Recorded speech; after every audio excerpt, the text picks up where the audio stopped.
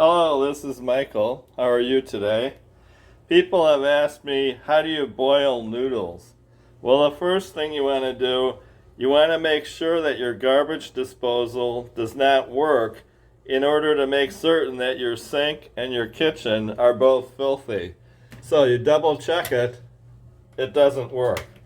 The next thing you do, you put water in a pot over your filthy sink. Now you've got your water. Then you take 1 second to look at the directions, which you probably need to know. Then you've been preheating your range tap over here. Make sure you don't burn your hand off your arm. You put that on the range tap, and now you're ready to go. And in only about 5 or 10 minutes, you'll have fresh noodles. Won't let our love survive, oh no. Oh, dry the tears from your eyes.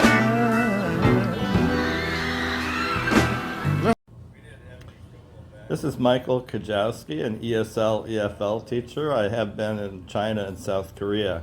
A lot of people ask me, how do you throw away a plate full of peanut shells, especially if you're sitting on a bar stool? Well, the first thing you do, this is how you do this. You look the word peanut up in a foreign Chinese dictionary, and it's peanuts, wa sheng, wa sheng, wa sheng. The next thing you do, you film the peanuts, you open the garbage bag, and you throw them in the garbage bag, like this. And now, you just threw your peanut shells away, and you wipe the crumbs off your shirt, and you're done. Voila. Okay, now your water is a heavy boil, boiling heavy in this small kitchen here with your broken garbage disposal. So you quickly open the package of noodles, especially you want to use both hands. And you see that there isn't just one package, there's actually more than one package in the package. So what you do is you've got one hand available, you take like the back of a spoon and you stab it like that, and it doesn't work. So the next thing you do, you find a knife.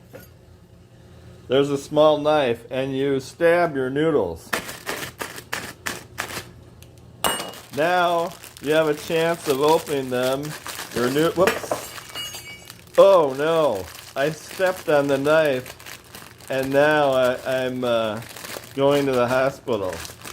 So now you've got your noodles, and you pour them into your pot, like this. Make sure there's no witch in the kitchen, no wizards, and yet you poured all the noodles into your pot.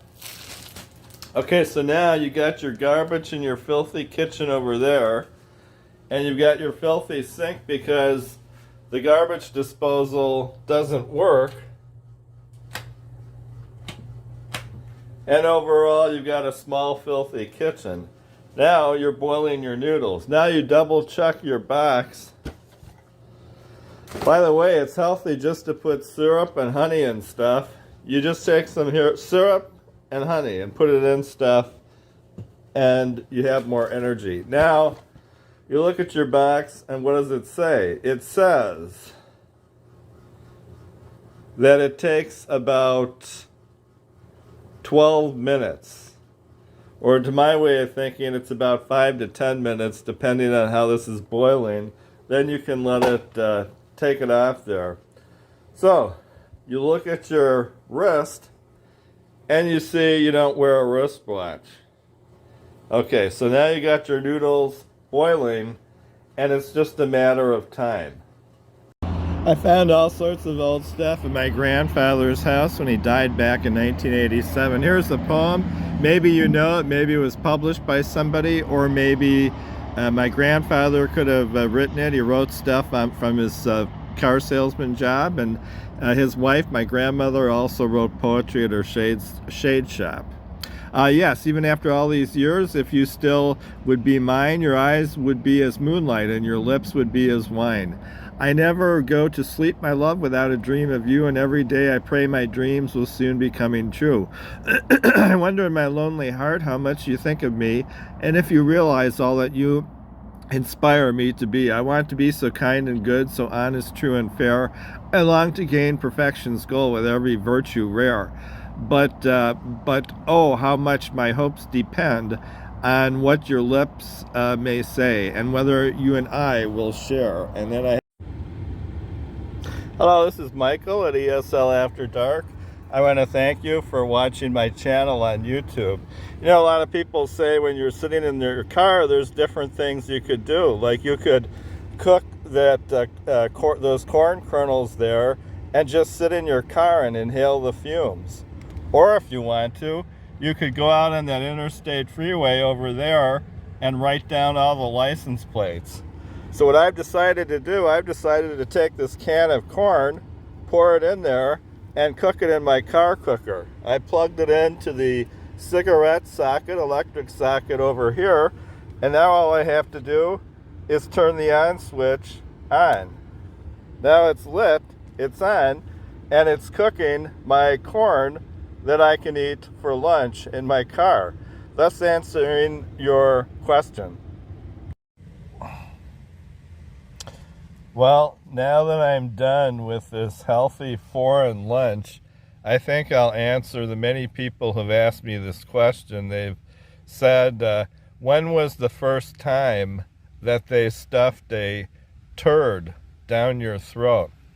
Well, the first time I can remember was 1988. And I remember because of the colors that were in the toilet bowl.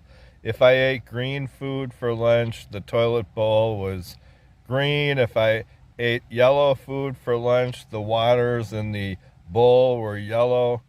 And so that's the first time that I can remember anybody ever dropping a turd or green water or anything like that down my throat.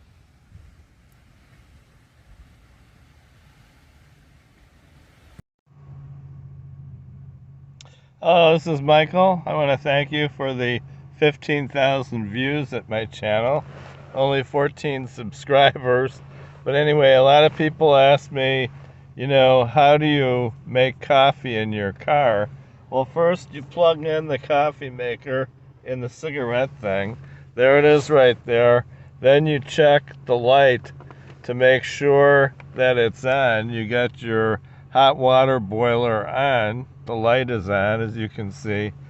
And you get your filthy coffee cup ready. You've got your filthy cockroach-infested coffee cup ready to go. And you also make sure you've got your instant coffee ready to go. And there's even some more stuff around here with those metal glasses and stuff. And you got the motor running, so there's no problem right now. Okay, so you're in your filthy kitchen. You don't see any witches or wizards, and your noodles are boiling. So you want to make sure that you're always safe. You want to be safe. So you see that sharp knife on the floor. Instead of waiting for like a wizard to come along and pick it up, or a witch, you pick it up yourself and you clean your own kitchen. So you pick the knife up, and instead of putting it directly back in the knife rack, you just leave it there as a message to yourself that it had dropped on the floor. And I haven't seen a cockroach down there in about a day. Okay, so now you got your filthy kitchen counter with your garbage on it. So you pick your garbage up with your free hand, like this, and you throw it in a garbage bag, like this. Here's your garbage bag. You take your trash and you throw it in the garbage bag. But you also have to film it so people can see it. There goes Betty Crocker, Betty Crocker's noodles, Betty Crocker's Suddenly Salad Pasta Classic. There it goes in the trash bag. And you even film the trash bag.